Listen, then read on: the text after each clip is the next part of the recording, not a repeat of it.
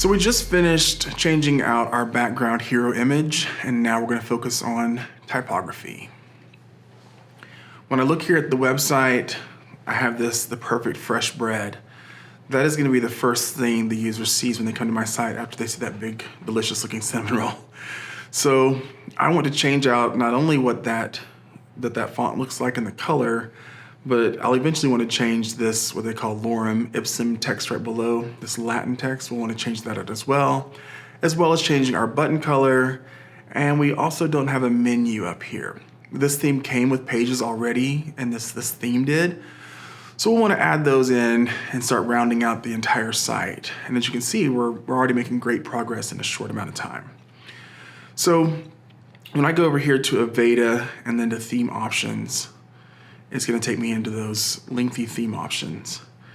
And the first thing I want to do is I want to change the color of these header fonts. So when you're designing a website, you have different headings, H1, H2, H3, H4, all the way to H6 usually. If you needed more, you could actually add more in a style sheet, but most people don't need more than that. Those H1s and H2s are extremely important for SEO ranking, and so that's where we're going to focus most of our time on this morning. So here we are, about ready to change the typography out. I go here to Aveda, the theme options, and then I go down here to typography, and I first start with my headers typography. And you'll notice that they're using Source Serif Pro. And this has Google Fonts built into it, so I just drop this down and I can just choose another one, and it's going to show me, what it looks like when I click on it. I get a little preview down here. So that one's called Spicy Rice. For this purpose, we're going to use Oswald. It's a nice, clean, simple font that I like. And Oswald allows you to put it in various weights, and so I like for the headers one, I'm going to go ahead and leave it at normal 400, but some of these secondary ones I'll put in Oswald here, and then I will do a little bit lighter, a Book 300 font, so it's just a little bit more subtle. Something else that I'm going to do is I'm going to go ahead and change out the color. Right now it's this purple color that doesn't go with my golden gorilla. And I'm going to put it to just this gray, which is really almost a dark black, but it's a really dark gray. And that is just 6 twos. And then I'll come down here and I'll change out this one. And this is all foundational stuff that's very important. You could change all your font headers here to be, the golden color if we wanted to.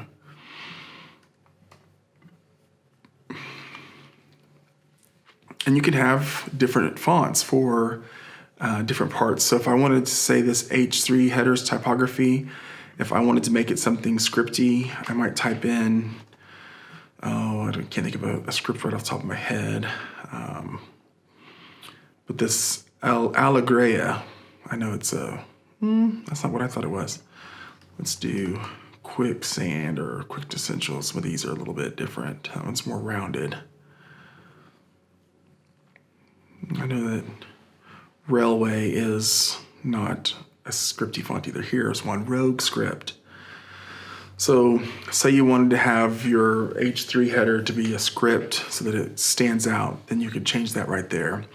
And you can make it bigger. This is where you change the font size to maybe say 36, and then line height. The line height is the amount of padding that is around your font. And you'll notice when I change this, if I changed it down to 1, that this gap in this letter's changed. So when it's 1.45, it gives me a little more spacing in between my fonts. So this Source Serif Pro, anywhere it says Source Serif Pro, I'm going to change to Oswald, unless I specifically change it to something else.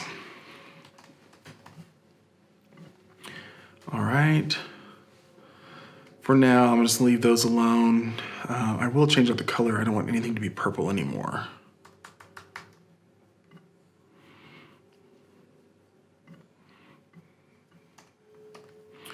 And something that I noticed too, is like this font color here is a little bit, this H6 is a little bit lighter. I'll make sure that even though it's not purple, I want it to be the darker font. So that looks good.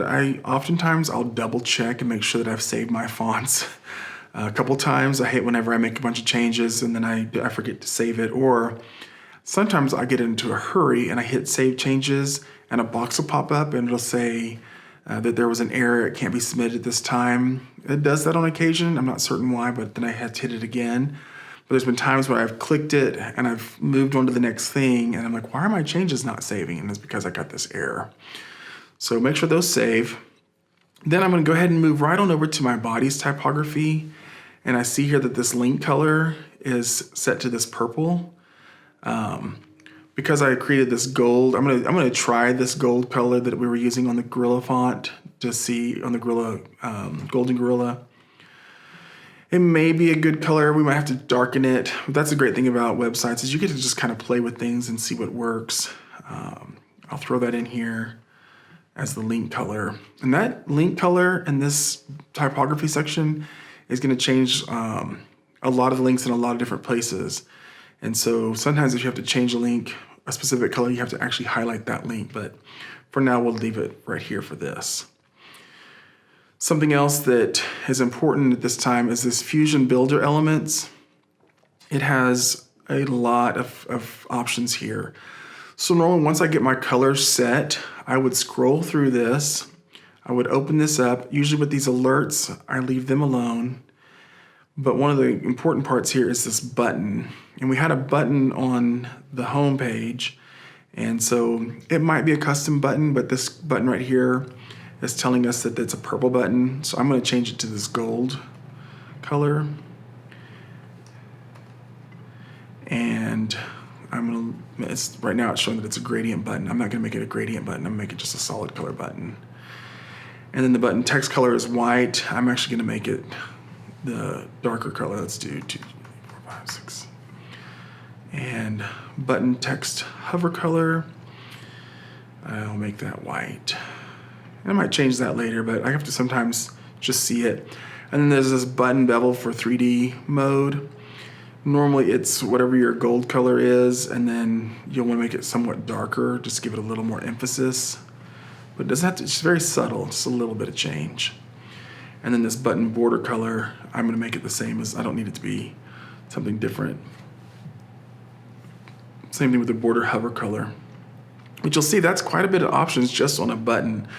So this theme is very granular, meaning that there's a lot of little details that you get to change in here.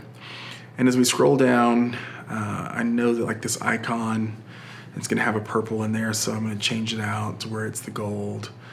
Icon background color, I'm gonna make it white. Icon hover background border color, I'm gonna make it gold. Scroll down, see if there's anything else that I want to change right now. Let's leave everything else alone for now. And let's go look and see what our changes have done so far.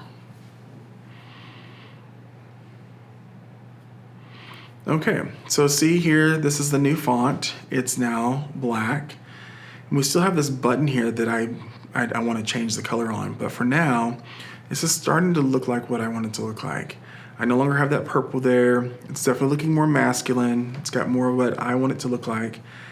And we might change this up a little bit more later, but for now, we're gonna leave that alone. And we're gonna work on this button right here.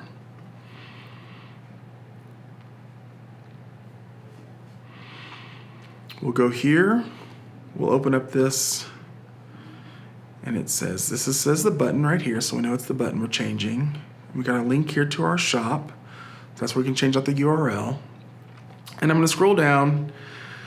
Actually, I'm gonna click on design first, and then I'm gonna scroll down and start changing the colors. So right now, the button gradient top color, we're gonna change it to gold. And then the bottom color will change to gold.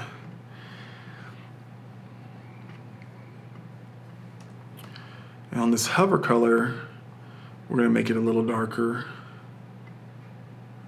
so that you'll at least notice that there's a subtle change whenever you hover over it. That's what we're doing right here, is when you hover over this, we want it to have at least a noticeable change so that people know that it's a live button, which they should anyway because it's a button. The button text color, we'll make the dark sets of gray. And then for now, the accent hover color, we're gonna leave alone. Border colors already look fine. If you wanted to, on a button, you could add an icon, and there's a lot of great icons here. You know, these little arrows, a little crown. There might even be a cupcake in there. Let's see, I don't see it. I see a cup. We'll see if there's anything that says cake even. Yeah, there's a cake. So if we wanted to put an icon for a cake in there, we could.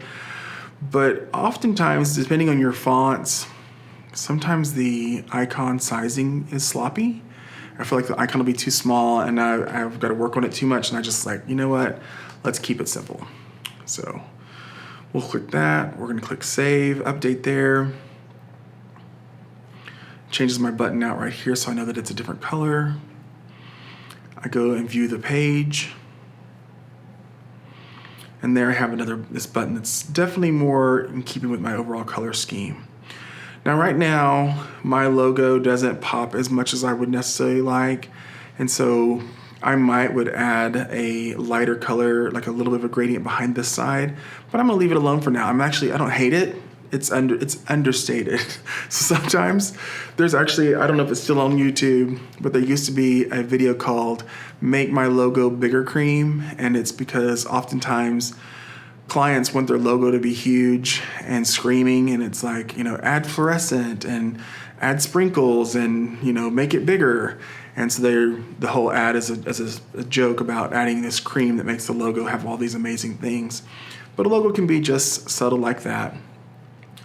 Also, this is sticky, so like whenever, right now that's a sticky header so that it does turn white back there, and it looks great with that, like with the white background. So I'm fine with it like it is right now. So we've got our button. When you hover over it, you notice that it changes a little bit subtly, so that looks good. And next I wanna go ahead and add the menu while we're here. So I'm gonna go here to Golden Gorilla Bakery, right here at the top. I go down here to menus. This menu is actually accessible by going to, you know, anytime you get back to the dashboard, you can get to menus right here. So you want to create a name for the menu. I always just create it with main_menu. I click on that, creates it. I love WordPress because adding the menu is so easy. Used to, if you were creating a menu, there was a lot of manual coding. Now you literally just drag and drop stuff. So I'll click on the things that I want: the contact, journal, gallery, about, shop. And I'm not gonna put a home on there. I think the trend is that people know that if they click the logo, it takes them back home. And so your pages stay less cluttered if you just leave that off of there. So I click add to menu. I have my options. Normally contact is the very last one on the right whenever you're going. Sometimes shop is as well, so I'll leave it up to you, shop or contact. I normally do it in an order of like home, about, journal, portfolio, shop, contact. So just like it is right here. To me, this makes logical sense about what somebody would do if they went and visited a site. They would want to go learn more about you, maybe check out the gallery, that kind of thing. Another important step here is be sure and click on this main navigation and mobile navigation. If you don't check those two boxes, it's not going to show up on your home page, and it's not going to show up on your mobile menu. The cool thing about that is I could create a totally separate menu for mobile if I wanted it. I don't know why you would do that, because people might be like, where are these two things? Like, why are these different on the home page on the desktop and different on my mobile device? But it is an option. You might not want to put a gallery on a mobile device if it was really big images and they don't look good small. So that might be a reason why you leave the gallery off of a mobile device. So I click Save Menu, and then I'm gonna go view it, and we're probably gonna have to change the color of it. Yep, see, it's purple. It's here though. I got About, I got Journal, it's all there. So I go back down to Aveda, Theme Options, This typography is actually under the menu, and let's go here, main menu. And I scroll all the way down here to the bottom. Once again, I'm just gonna choose Oswald. I like to make my fonts on my menus a little bit bigger, so I'm gonna go 18, and then I'm just gonna make these white.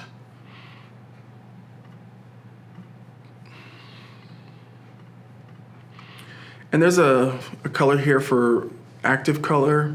I could make that active icon or link a color if I wanted to just show. And that's great, especially if your colors are really contrasting to show that. But sometimes I just leave it as white and keep it simple. Sometimes I might make it just like a little bit subtle. So I'm gonna add this one just like this. This color is already here. I'm gonna make it a little bit subtle so people know that we're on that page. But I don't know if it's that is near as important as it used to be. I think a really great heading on a photo or on a page tells you what page that you're on. The menu becomes way secondary. There they are, about, journal, gallery, shop, contact. Looks great. So that's how you work with typography on this website and this theme, and we are well on our way to making this site our own.